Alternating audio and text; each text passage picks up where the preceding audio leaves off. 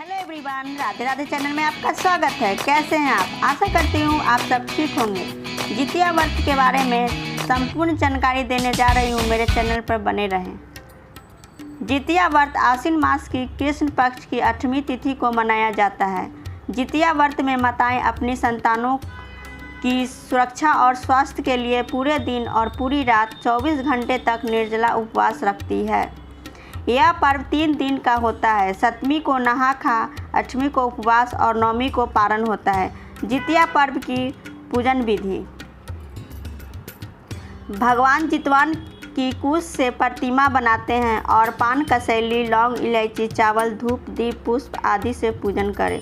रक्षा सूत्र चढ़ावे। पहले पूजा गौरी गणेश जी को चंदन, अक्षत, सभी प्रकार के पुष्प, दीप, द्रव्य, भोग चढ़ावे। उसके बाद कलश पूजन करें, उसे सभी प्रकार के चंदन, धूप, दीप, द्रव्य, भोग चढ़ावे। सभी प्रकार के फल से भोग लगाएं। जीवित पुत्र की कथा महाभारत काल से जुड़ी हुई है। कहते हैं कि अभिमन्यु की पत्नी उत्तरा के गर्भ से पल रहे पांडव के पौत्र की रक्षा के लिए भगवान श्री कृष्ण ने अपने पुण्य कर्मों से उसे पुनर्जीवित किया था। तब से माताएं आश्विन मास के 8वीं को निर्जला व्रत रखती हैं। इस व्रत के प्रभाव से भगवान श्री कृष्ण व्रती माताओं को संतान की रक्षा करते हैं। धार्मिक कथा के अनुसार एक विशाल पाकड़ के पेड़ पर एक चील रहती थी। उसी पेड़ के नीचे एक सियारिन भी रहती थी।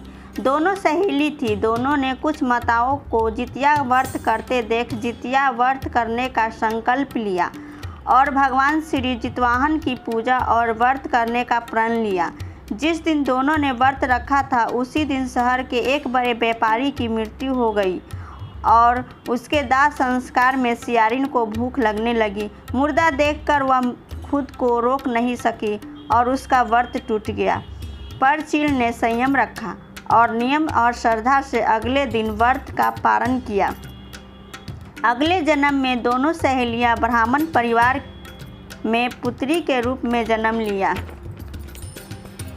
चील बड़ी बहन शीलवती बनी और सियारिन छोटी बहन कपूरावती बनी। शीलवती की शादी बुद्धिसेन से हुई, जबकि कपूरावती उसी नगर के राजा मायनकेतु से हुई। भगवान जितवाहन के आशीर्वाद से शीलवती के 7 पुत्र हुए और कपूरावती पुत्र जन्म लेते ही मर जाते थे।